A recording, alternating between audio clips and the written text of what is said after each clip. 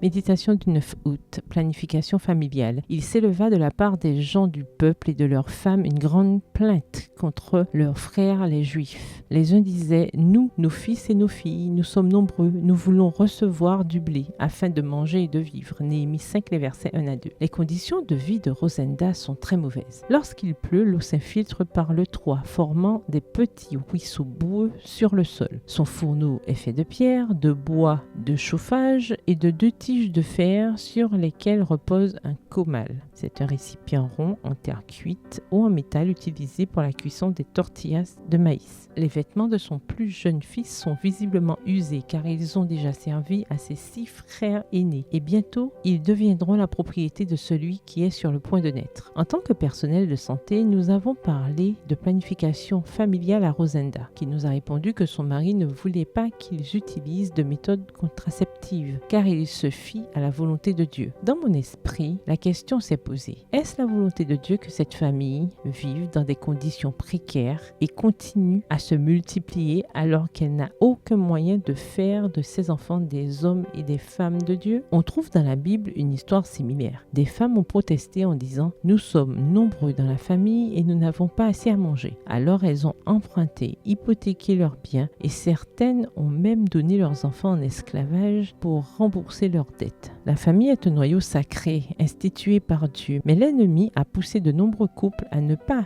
accorder d'importance au nombre d'enfants qu'ils ont afin de mener à bien ses plans destructeurs. À ce sujet, voici ce que dit Ellen White. Il y a des parents qui, sans se préoccuper de savoir s'ils pourront, oui ou non, pourvoir aux besoins d'une nombreuse famille, mettent au monde de nombreux enfants dont le soin et l'instruction dépendent, bien sûr, totalement d'eux. C'est un grand mal, non seulement pour la mère, mais aussi pour les enfants et la société. Avant de songer à agrandir leur famille, ils devraient se demander si Dieu sera glorifié ou non par la naissance de ses enfants. Dieu désire que les parents agissent et vivent comme des personnes raisonnables, de manière à donner à chaque enfant une éducation convenable. La mère devrait disposer à la fois de force et de temps pour employer ses facultés mentales au service de ses enfants, afin de les rendre aptes à vivre en compagnie des anges. Extrait du livre Le foyer chrétien au chapitre 24, aux pages 154 et 155. Glorifions Dieu par nos enfants. PS, heureuse d'avoir une maternité responsable. Bonne journée, que l'Éternel vous bénisse.